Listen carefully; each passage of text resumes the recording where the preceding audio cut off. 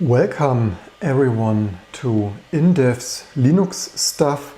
We finally got a proper GPU here. We take what we get. Finally, AMD RNDA2. Yes, not the latest and greatest, but prices and availability, right? I have to say, so of course this is not the highest tier, this is only with 192-bit memory and stuff instead of 256 or something, and 12 gigs instead of 16 and so on. But I have to say, but half the price, right? I'm not spending double the money for some bits and performance more. I have to say, not that disappointed because it consumes less power. And actually, when you do 2D stuff, the fans are off, so that is quite an improvement on the idle performance over my aging RX 560D, also where the fans are always on. Anyway, but this video is about something slightly different. Of course, I first had to get this to work with our, I actually thought plug it into the Sci5 RISCV board, so that is a rare side and a world's first. And I also dropping my MacBook nearly. So what a beautiful side, right? Can we also potentially focus that? I don't know, we focus it. So RISCV RV, and yes, this is how you don't do that at home. And as you see, the card is powered on, but the fans are off for idle noise and stuff. Yes, unmatched Hi5 there, Hi5 unmatched there, RISCV, and this is in multiple times are also now, before we get into the nitty-gritty details, now we can run, alright, FN, we can we can run VBlank of Glxgears with a RISCV, right? So probably, I think we should reach 1600. I think this is some timing, or not really, or whatever. 1400 something, and yes, it's not full screen, whatever it is with full screen. You're probably yes, I could fire up some, what, this doesn't have quit, no, whatever, Q client should do. Full screen maybe also 1000 voices, full screen 1500, yeah, whatever. Your mileage may vary. Who doesn't want to run Glxgears, the state of the art of 3D technology on RISCV with so many frames? And yes, of course, it is the cat proc. So, but the story is another one. So yeah, there we have that, not faking. And do we? No, we don't. Whatever. Do we have that potentially? Or is it Control B right now? Because programming will resume shortly. Or I lose overview of the bloody unmatched. Yeah. What did I want? Alright, I wanted, come on, a little bit 60% keyboard. I wanted LSPCI, so much to 60% keyboards. This one. And I probably need a camera assistant LSPCI. And somewhere VGA compatible. AMD ATI device, yeah, so new it's not even properly listed, but you get the idea. So back to different views. So let me tell you the story how I got to that.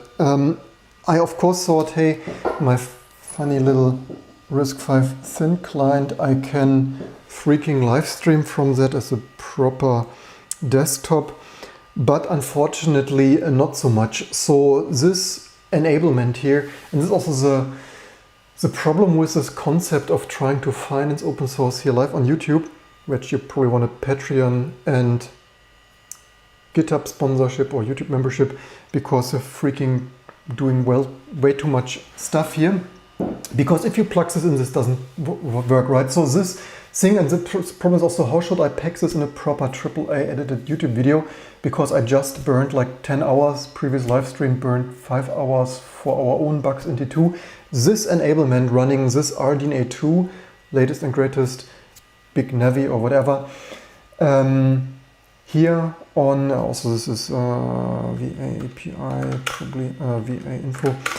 So this is Navi Flounder, that is whatever refresh there for this smaller stuff. So for the smaller SKUs. So I burned 10 hours on this. How? Because I plugged it in and nothing freaking works, right? My life, 20 years running Linux distribution, all the fanboys always say, just Linux, everything works. It's like, yeah, everything works because people like myself there, and from Arch to Gentoo and other distributions do this freaking stuff. And so how did I burn 10 hours on this stuff? So I plugged it in and it didn't work. It was enumerated. AMD GPU looked like it did something, but I had no video output, right? And a graphic card is certainly not good for video output. So I spent 2 hours analyzing what the freaking heck is even going on there, because of course this dmask doesn't, also dmask we have that. This dmask doesn't just print out what freaking is wrong. So turns out the AMD GPU stuff, spoiler alert, only supports x86 and PowerPC, maybe even 64. Need to read the config, but so major kernel hacking then started. And that was, so for this to work, I majorly hacked up the RISCV Linux kernel. Well, I didn't rewrite it completely, but I spent nearly 4 hours trial and erroring some general enablement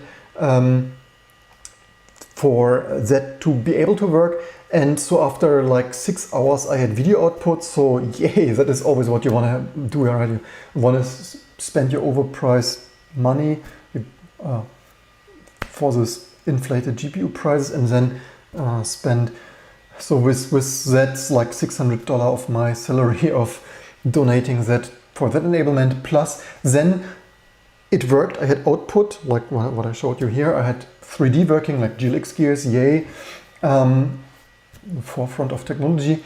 And then the only feature I wanted to use, because 3D I don't even use like most of the day here on my hacking code on transparent terminals.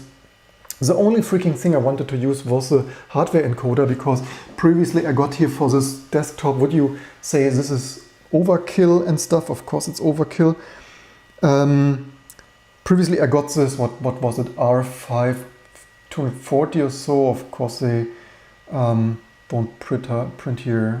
It was sold to me kinda new on Amazon Marketplace as 8,500 something, I think, but it's more, it's this old long whatever code name stuff. But turns out previous videos, this is I brought, well, for 25 euros, so yeah, YOLO whatever, card for testing. But the only freaking, who could come to that idea? The only freaking SKU AMD released in the last decade without a freaking video hardware encoder, right? Amazing stuff. And so coming full circle, I had this card running on Linux as a kernel and IE distribution, like hardcore low-level developer would do. Had this working like, so world's first, right? Probably nobody ever before had run such a modern like Navi and Vega AMD GPU running on a non-x86 or PowerPC kernel. So world's first here on RISCV, because it took me 6 hours. But then the only feature, right? I wanted to YouTube live stream with OBS here from this RISCV unmatched desktop, right? And you guessed it already, right? The only feature that still didn't work was freaking video encode, right? VA, libVA video acceleration stuff here, VA API. I had here only like MPEG-2 simple, so only these 2 lines and maybe VA profile none. And so yeah, So another like 4 hours. So it was 6 hours. Did I say 6? I think I said 6. So in total, I easily burned like 10 hours since Friday. Like basically every free minute that I didn't even have because family and junior toddler at home and stuff. So basically all the time I didn't have and theoretically would do other amazing stuff like writing a microkernel. I burned on this stuff because it took another 4 hours to debug through the bloody Linux kernel code. Or first I started to debug in Mesa and libva and Linux kernel, of course Linux kernel. So yeah, not only I hacked up majorly the RISCV kernel, I could go into the details, but actually I probably, if I now talk, because the biggest time is actually debugging on this stuff. If I now say it's this, and this technical detail, then someone else could recreate this in like a third of the time. And I actually tweeted already, hey, Sci5 and AMD, doesn't someone of you want to sponsor some hours of my time? Because it would be actually really freaking cool to get like 1,000 to 2,000 bucks for this Linux kernel improvements for RISC-V and AMD GPU on other architectures specifically. So yeah, 2 major hacks to get this working. It works in theory, but the last part of the story is the in order I think we're running at do we run 1.2 gigahertz? I think RISC-V U7, previous video, Hi5 U7, I think is a dual issue. I need to better summarize all the RISC-V details. Maybe dual issue, certainly in order. 1.2, I said before, atom level performance, not enough for YouTube live streaming. Most of the time the USB glitches out too fast. I try to reconfigure the camera because PCIe 4 and memory bandwidth, although it is DDR4, but somehow as soon as I video capture, USB stuff starts to glitch away rather faster than not. And I try to reconfigure the camera, Lumix G7 or something, to maybe send out something else than full HD. I'm not sure whether the camera does it or it's the Elgato 4K Camlink thing. I wanted to minimize the bandwidth. Maybe the camera doesn't do this, maybe the Camlink, whatever, something. But anyway, learned a lot. But the summary is, I made a video a year ago or two, a recurring theme, right?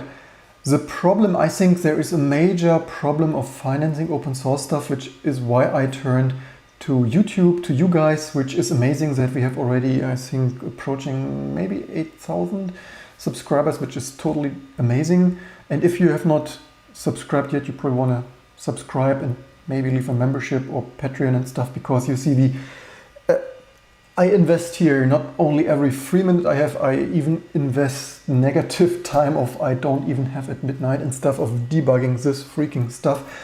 And I probably with this particular patch and stuff, I will, because recurring theme, we publish P3 stuff and Debian people run with it. We publish SG Octane stuff and other people run with it and post it on forums of like, hey, they did something for SG Octane. It's like, yeah, and we're the only ones who have this running this hardware cursor and working audio output. And I'm honestly tired of spending a weekend for SG Octane stuff and a month of P3 stuff, and other people's like, yeah, I don't want to use your T2, I run this with Debian, and then tweeting about, hey, they got it to work with Debian. And it's like, yeah, thank you very much. What I would expect from open source stuff, and this is also, in my opinion, a major issue with the Linux Foundation and the Free Software Foundation. In my opinion, the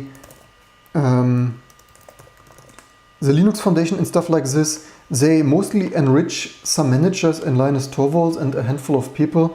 Decentralized innovation. In my opinion, and leave me, I know this triggers people, but leave in the comments below. In my opinion, this should be because they get millions of funding, right? And they pay Linus Torvalds, they have some disclosure there, 400,000 or 500,000 plus some pension benefits. I think the pension benefits were enormous. I think the total yearly payout was $1 million for Linus Torvalds, which I find a little bit much. Sure, he should get like $500,000, no problem with that. But in my opinion, the other millions, instead of paying these managers who run around with Macs and make PowerPoint presentations on Macs to rake in more money for the foundation and stuff, I've also no problem to pay managers like 200,000 or so. It certainly should be more or less enough for some manager at the Linux Foundation. But what my criticism is, and what I rather would like to see, if there should be some decentralized or like centralized, not really decentralized, some centralized like Linux Foundation payout similar to security vulnerabilities, because I, as so often, right, sure, I spent my time on worthless abandonware like the Sunblade 1000, where I also debugged like 8 hours for the bloody fiber channel controller to freaking work again, because it was a 7-year-old regression as per usual. And this stuff, this is even state of the art, right? This is not some abandonware SJ Octane PS3 or Sunblade 1000. This is the forefront of technology. This is RISC-V. And in my opinion, I would find it fair if Sci5, Hi5, the RISC-V Foundation, or last but not least AMD or the Linux Foundation would pay me. I'm not even asking for, hey, 10,000 greenbacks or so, but I would find it fair if they would compensate this with $1,000 or euro, like 8 hours. And oh, by the way, this is only hacking this, right? I forgot this. One last thing. I only hacked this to work, right? The RISC-V enablement that took, what did I say, 6 hours or so. Like 2 hours research, what is needed, and then 4 hours like hacking on this, on trial and errors. Like first, of course, okay, we need to do that. Prototype doesn't work. Thinking, guru meditation, one more kernel compile, boot, that still doesn't work. Shit, why not? More guru meditation, right? 4 hours later, like 2 hours research, 4 hours codings, like 6 hours later, yay, it freaking works. But this is not clean code, right? So this is a proof of concept hack. And to make this really clean, due to the nature of this generic RISC-V or other non-x86 PowerPC platform enablement for the AMD GPU driver, I would guess I would need at least 2, maybe with some debugging and polishing and sending it upstream and answering emails and stuff, probably like 3 full days to make this like really upstreamable code and not a proof. So right now I only freaking hacked it until it freaking finally worked. And that is neither safe nor pretty what I've done, but it works. I have video output. So yeah, and this is also why should I spend now 2 extra days of like implementing it for real, like after the prototype early initial enablement, when like I have no benefit from this, right? RISC-V Foundation and Sci5 and Hi5, I would find it fair. It's mostly a RISC-V fan. I would actually find it quite reasonable if Sci5 has some budget of donating $1,000 or $3,000 for this. But there is no infrastructure for that, right? In 30 years, there is a Free Software Foundation, which certainly also gets some donations, also with all the Richard Stallman scandals, maybe not as much anymore. There is a Free Software, the Linux Kernel Foundation. And in my opinion, we totally failed, and this is, I said this before, right, a year or 2 ago, I always have the problem, even for a decade with my embedded customers, always, they rarely want to pay for that, right? And which is also why we moved to this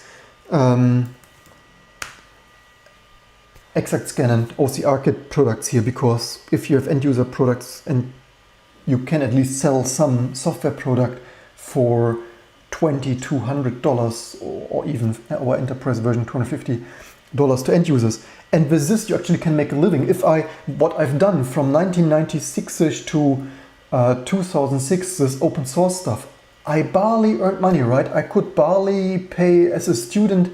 This didn't even pay my apartment and electricity and hardware costs and some unflavored rice a day to keep alive. And where is this infrastructure, right? For security things, we have there this security issue bounties that pay tens, if not 50, or do they even pay up to 100,000? I lost overview. So if you are like, this is productive stuff, right? This is adding features, adding infrastructure, adding real, or also even fixing in case it's adding features to the RISC-V Linux kernel, and it's fixing AMD GPU details for the hardware encoded stuff additionally. And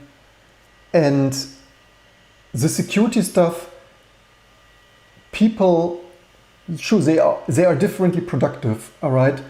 But it's not like the security people sit there and, well, at the end they contribute more security, but it's not like, it's different value, right? It's still value, and it's certainly important value as much as we love security here. But what I want to say is that is even adding features, right? So adding features and enablement is worth nothing, zero, but finding bugs and stuff actually pays, right? Maybe I should actually go into infosec and hack other stuff and find vulnerabilities, because it pays a million times better. And that is my frustration here. I thought I'm also a little bit, I would have wished I could grow this YouTube channel faster. Probably I would have needed more AAA videos. But the irony is, the best running videos on my channel, for example, the best running video usually is a Sony Vario P video, right? Crazy enough. So the last months, I'm certainly aware I did more random live streams with like hacking like that away on the T2 stuff, which certainly is amazing, because we have T2 in a most amazing state than ever, cross-compiling everything from Alpha to Intenium over Spark, MIPS, to RISC-V, PowerPC, and such fine stuff. But I'm certainly aware that doing that does not bring the most money for me. The most money actually, ironically, similar to the InfoSec stuff, is other more mainstream stuff what people actually freaking want to watch, like Sony Vario P, ironically. Can show you that here. And yeah, even there, the concept of, people said 2 years ago, why don't I travel vlog and oh wow, there is currently top videos in this period. Let's talk. That is a new thing. But otherwise, usually the Sony Vario P was first place until probably like yesterday. As disassemble. So I would be more successful YouTuber if I would disassemble stuff, show you all vintage stuff, which, fun fact, I have like 10 other auction stuff in the office already for videos prepared. For example, to my surprise, soldering on this vintage GPU is constantly well viewed.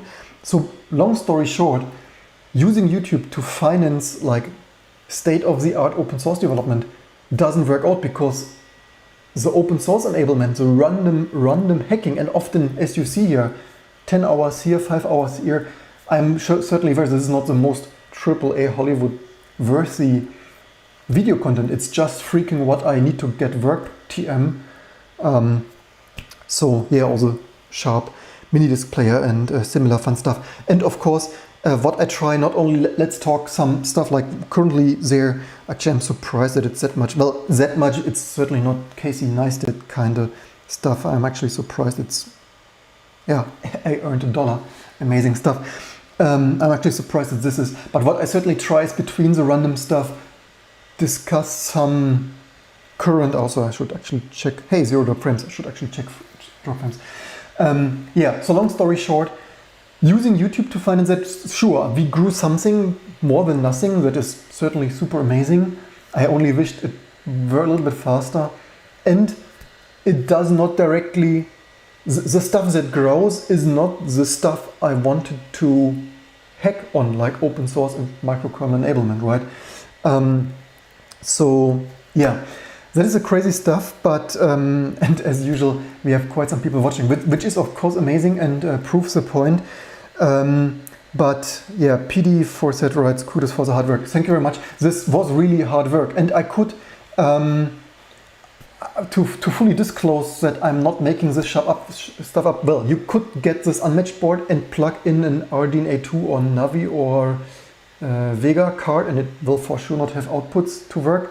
And to disclose more that I'm not making this shit up is, yeah, the config option, because the first issue is the config option for the new display output stuff in the Linux kernel for this new cards that I think they ported from Windows, and it's, I think, Windows, as far as their Windows shared code base, that is depending on, so it is by design that the new display controller output stuff from the AMD GPU stuff is intentionally only building for x86 and PowerPC, and I guess the PowerPC stuff was enabled by Raptor Engineering for their Raptor workstation. So, and that probably should, if you are an AMD developer, then you know exactly why this doesn't work on anything else and what I had to do to get this working. And if you otherwise, if this triggers you that I'm not disclosing that more at this time what was needed for video outputs like DisplayPort and HDMI to work for my freaking display here, developers familiar to this matter know exactly why, that I'm not making this stuff up, that it doesn't work intentionally, and what needs to be done with the RISC-V kernel for that to work. And I've done it.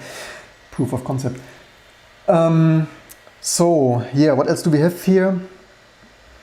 5,000. Did I make a typo? Oh, sorry, I made this is the 6,700. Did I say 6,000? Details, numbers, sorry. Thank you for that. That is a typo. I meant, of course, I'm not buying a 5,000. So yeah, if this triggers you that I'm taking the gaming hardware out of your hands here, so you see 6,000. I'm just too after 10 hours of debugging this stuff. That's what kernel debugging guru meditation makes with your brain. If it triggers you that I purchased a card that you can't game now with, then for this transparent terminal code development, then fear not. Of course, that is not intended. I said this in the previous video. I will plug this, of course, in my overkill previous video. AMD Epic Threadripping Ryzen 5950X previous build videos, liquid cooled, undervolted, Debauer offset plates with the world's fastest Ryzen optimized memory, because I need the performance for Rust and Cargo and Firefox and building the Linux kernel in like 4 minutes 30 or so in the meantime. And of course, I said this in the previous video, I brought this no hardware encoder card, but I need a hardware encoder. But for me, we do here Linux kernel and soon microkernel, so a little bit random hardware for testing is always nice to have, and that is what I was waiting for. And the reason I got this, I said this in the previous video, I was considering for example, to eBay like a workstation card to maybe save a little bit, because the crazy thing is RX580, they still sell at times for 600 freaking euros, right? I'm not upgrading a tiny little bit from a 560D to a 580 for 600 euro. I was considering, after this freaking card didn't have a hardware video encoder, certainly more matching for the RISC-V thin client, right? I was considering WX 2100, but that would be similar performance like my 560D in the Ryzen workstation. And then I was considering WX 4100, I think it is. That would be a little bit of an upgrade, but the problem with that is on eBay, even that still goes for 200 euro. And if you eBay it or Amazon Marketplace it mostly unused or refurbished nearly as new, then you pay 240 or 260 euro. And I was even thinking with the GPU shortage, I was thinking, okay, 200 euro, let's do it. But then I said it before, I thought a little bit more and thought, this is a third of this, right? I paid 750 euro. And then I was thinking, okay, for a third, it's a waste of money.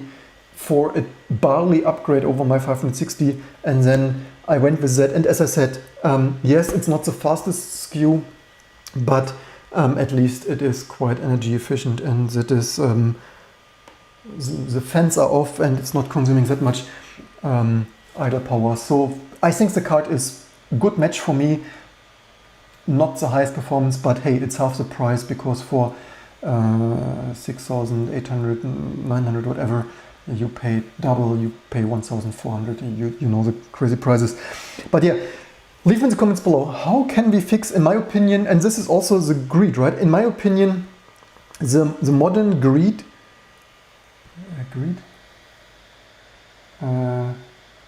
think it's greed, goes, and this is the thing, right? It goes, in my opinion, greed up to the Linux Foundation managers of taking out their €500,000, probably, if not $1 million, for managing that. If you have better slides, I just guesstimate from Linus Torvalds' previous Linux Foundation. And as I said, Linus Torvalds, of course, deserves something, but paying so much to manager, what is the Linux Foundation really doing? They pay just a handful of people. I think Greg Kroh-Hartmann and some others.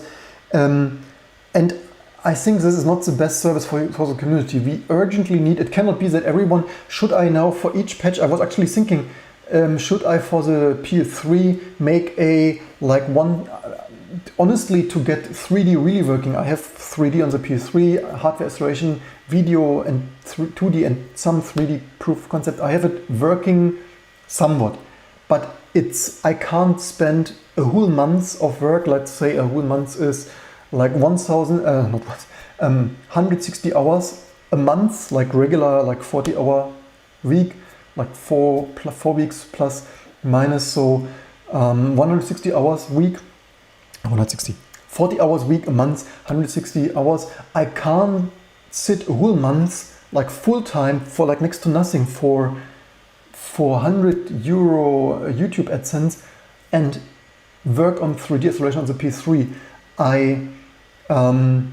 I did this too much for 20 years already. All my friends and family, I say, constantly tell me I'm crazy for spending so much for the community, open source community, so much code in T2 and surrounding stuff. I patched Matrox ATI to work on Big Endian 20 years ago, IBM B50, G4 Cube, and all the other, constantly Sunblade, what I now document here on YouTube. And there needs to be an infrastructure for that. In my opinion, it cannot be, and this is also overhead, right? When I now try to contact, I tweeted Sci5 and AMD, what else should I do, right? And last but not least, I could of course contact the open source developers, the AMD GPU open source developers of AMD, but the problem is they get a salary, right? They have zero interest. I know this already. I tried this a couple of times, not particularly with them, but for example with an OpenMoko Neo 1973 phone, I was there in Taiwan, and was it MSI or whoever that was behind that, and those people were very interested, right? I flew back, I had just happened to be on time. I didn't fly for that. I was due to my scanning business there, with meeting with A-Vision, for example, this big scanner company there. And then after I flew back, they didn't want to communicate with me anymore, right? And each attempt to try there in 2006 or 7 or 8 or whenever that was, to make some kind of business community contact there, it was completely blocked off, right? Although they were completely friendly and happy there, and I got the impression that other open source developers feared competition and didn't want other additional external people there, so they probably told the management, no, we got this, we don't need more people, and the usual stuff. And if I tell the AMD GPU people, I mean, I could try, but I don't see there a high chance of them being able to free a check there for my work. Last but not least, they might want to do that themselves, or something. And this is overhead, right? Even trying to find the right people at Sci5 and AMD easily can consume 10 hours, right? On top, so like double, I work 10 hours on this stuff, or actually this is just a proof of concept, so like makes this 30 hours, right? Like nearly a week for proper enablement here. And on top of this, I need hours of maybe finding someone at AMD. I mean, how do you find people, right? They don't even have, they have this 5 or 10 or however this are in the meantime, open source developers, but they don't have what I said initially, that there is no infrastructure of open source community people getting payback for their work. The irony is I spent $666 for the, so I only spent money, right? Sure, I want our T2 distribution to be ready for RISC-V, but for that I spent $666 for the Hi5 unmatched board, which has atom performance, I said this before, and I spent €750 for a GPU just to have extra work. Actually, I didn't even expect this, right? I plug it in and it freaking works. I didn't expect that this is not working like in that way. I mean, who would, right? Everyone always says it's the most amazing open source driver there on the AMD side. Totally didn't expect that. So I only spent good chunk of money, only that I had significant work. And this has to change in my opinion. And leave me in the comments below what, it's a little bit of last year's thing, but just in today's context and sharing that. And let's see, what else do we have here? Andre, thanks for the time and patience. Yeah, I hope you appreciate this context. I could show you the behind the scene code stuff, but as I said, I would rather this time around really try to contact their Sci5 and AMD or whoever. And to be honest, nobody of you needs this code right now. I mean, who has a RISC-V board and this AMD GPU? It only means, however, that I also didn't expect this, right? This also means right now the AMD GPU code in the Linux kernel only fully works on x86 and PowerPC, so you can't plug in the latest and greatest into a Spark or MIPS, or yeah, who would want to do that, right? Or yeah, PowerPC works. Spark might be the next, or ARM, if you have an ARM board that also currently doesn't work with display output. Purestic writes, any news on the GitHub sponsor thing? Yes, after a long work, this got approved. GitHub sponsors here. If you want to sponsor me, there are already 4 amazing sponsors, which is of course highly appreciated. So you can use that. And this is linked below all the videos. Patreon, GitHub sponsors, YouTube membership and stuff. And hey, 18 likes already. The crazy thing is most people watching since a long time is 38 concurrent views. That usually only happens with SG Octane and PS3. What else do we have? ADR50C writes, keep going, building something great here. Followers can probably help open doors for you. Yeah, so if you have AMD contacts, Sci5 has already retweeted 2 or 3 of my previous tweets where I wrote, hey, T2 enablement and kernel. Actually, fun fact, right now I'm probably the only one who runs such a new kernel, right? I'm running the latest kernel here, 5.13.2. I have here the Intel wireless in there, Samsung NVMe and the AMD GPU. Of course, there's always a little bit of a win-win. Due to that work, I noticed our Mesa package wasn't up to date, so updated the Mesa package in T2. So there's always a tiny little bit of win-win. Also, there was some path confusion. Oh, now we might have some, of course, we have some Unicode stuff. There was some path configuration for the VA drivers. I hope that should work better out of the box now. Right, also, even the Linux firmware was not up to date. Every other quarter I update the Linux firmware. I booted and the first thing was wop mop wow, Linux firmware package. Not new enough, didn't have the firmware that is, what is the name, Navi Founder. Also, I really hate those code names, to be honest. This is totally annoying if you're not working there. There's code names all over the place. What do I mean? I mean, here's this, because this is Navi Flounder. Flounder is this refreshed of smaller die for the entry-level SKUs there. The other Navi is Navi whatever. I wish they would use generations all over the place, similar to the other card here was which one was it even? Not sure. So this, what was this name of this? This code name of this was Oolong or something. Yeah, whatever. In general, I'm not the greatest fan of this code naming business,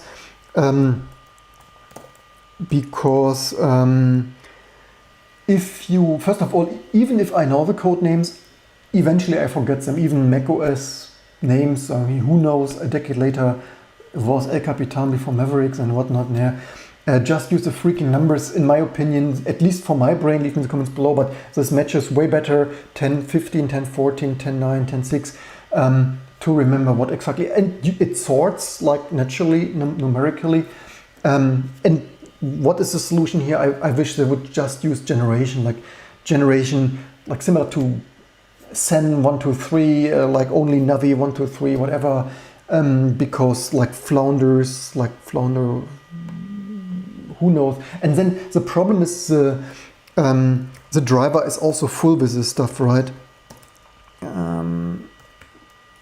Meaning here, like Linux, which was maybe 10.14, Linux kernel, Linux driver, GPU DRM, AMD, GPU here, and then you have like all this stuff here also all over the place, Flounder, and then sometimes it is like Navi Flounder, whatever, and of course Renoir and so on and so on, and sometimes even more confusingly, when you grab for the stuff, you usually don't even find all the occurrences, because sometimes they compare the numeric IDs. So, for example, video, is it, where is it? Where was this video core? Was it RDC video code? I think VCN3 something, and the color theme is not. The chip ID or something. Somewhere they sometimes check the ID, and so sometimes you miss, or often you miss a lot of code paths because they compare for greater equal something. There was a here. Sienna was a Sienna child, maybe. Sienna child. Yeah, you see here NV. Here, for example. I mean, you see there are multiple, but it's just some example that often easily wastes an hour fiddling around. Sienna child. Oops. Yeah, here are some. You see here's Navi Flounder. But where do we have greater equal? Yeah, here for example. But there are others, like ASIC type, greater equal, and so you miss a lot if you are new, or even if you are a recurring AMD employee. You constantly miss a lot of code passes, unless you know very specifically which IDs you were looking for. So yeah, that's basically it for this video. For me, it's a little bit not the best investment for this week, because I can't make the most use out of this card, because I'm currently not working in this office this week, as you probably have guessed from the other videos. So it will be some days until I can swap this. So what I will of course do, I will, as I mentioned an hour ago, I will plug in the RX6700XT. I will plug that into my epic thread wrapping overkill Ryzen build, and of course I will then take out the older, less powerful RX560D and use that for testing, and this thin client build. This is of course way more enough. And for me, unfortunately, I hoped that I can live stream directly, because I'm tired of live streaming with this dongle galore setup here of dongle there, with this aging and fan spinning MacBook. And I actually hoped I can already use this RISC-V unmatched, not only as a thin client, but also as OBS live streaming. But yeah, that is, in the end, I got everything freaking working in 10 hours time, and then it's just not powerful and USB glitching too much for me to use it in that way this week's, unfortunately. So yeah, that is not the best outcome for that. I could only, but the problem is I then need to reboot, right? I already wasted another hour just rebooting 10 times, starting OBS, and then the USB errored out, and then even with the quality of USB subsystem, maybe because on this RISC-V unmatched, there is only one USB 3 controller, and that is then connected to a, is it ASMedia or some, maybe ASMedia, but some USB switch, maybe ASMedia, maybe Genesis, Logic, I think maybe ASMedia. But the problem is, somehow, due to the nature of the super amazing USB code quality and certainly 1200 standard pages, somehow the whole USB controller gets disabled because no transactions are moving. Like sometimes I see video, sometimes a little bit, sometimes like 10 seconds, and depending on the load and whatnot and interrupts and what, it dies sooner than later. And then the whole USB subsystem, including my keyboard and mouse here, is disabled. That requires each time a reboot, which is rather annoying. So so much to that. So yeah, let's go out through, go over the more comments. What do we have?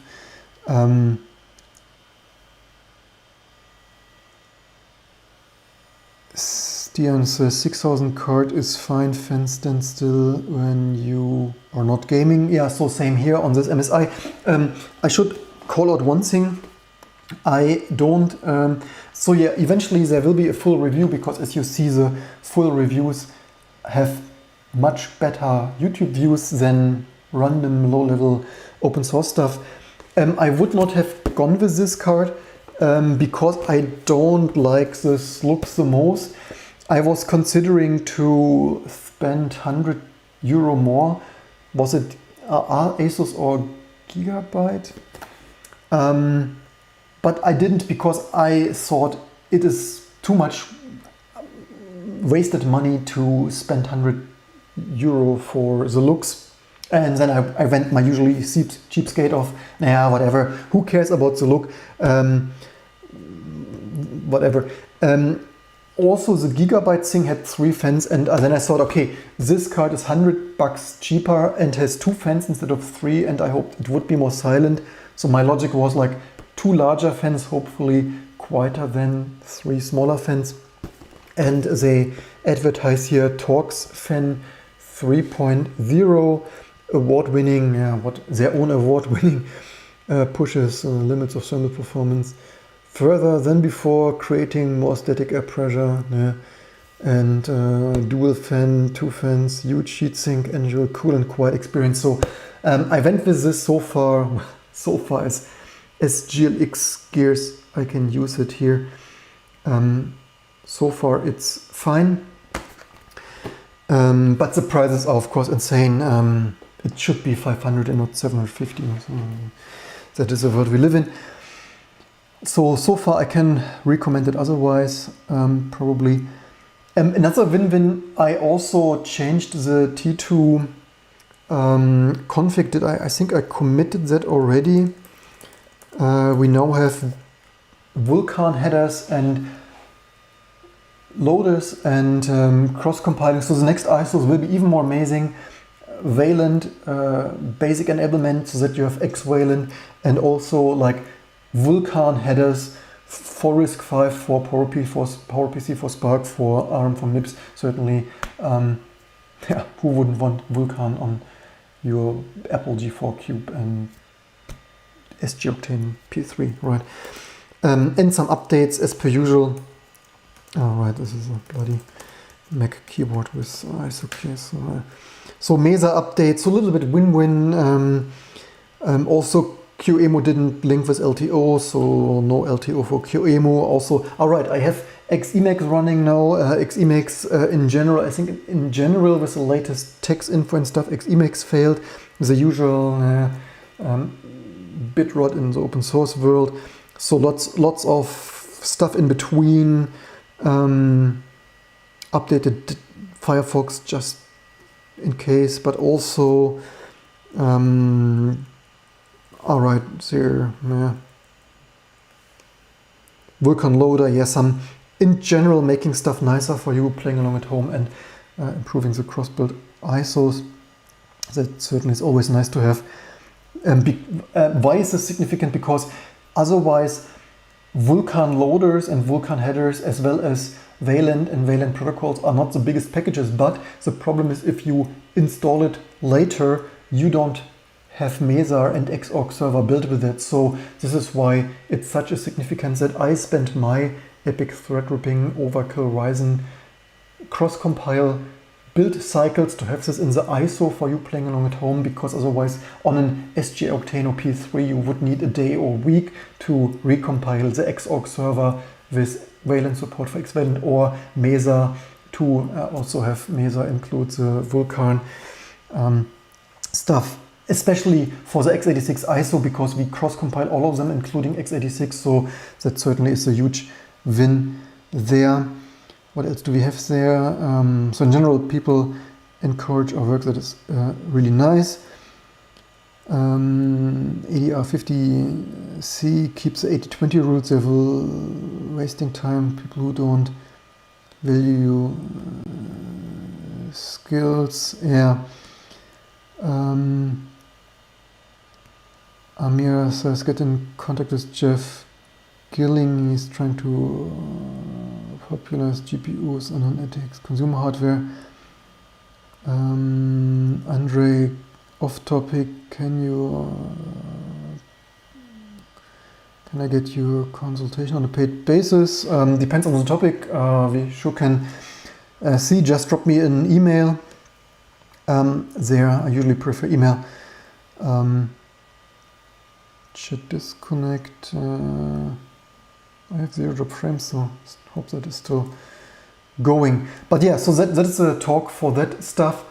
Not the outcome I wanted. Actually, I thought I plugged this in, can live stream. So actually, what I wanted was, how it started was live streaming directly from RISC-V desktop. All I got was 10 hours of AMD GPU and RISC-V kernel enablement.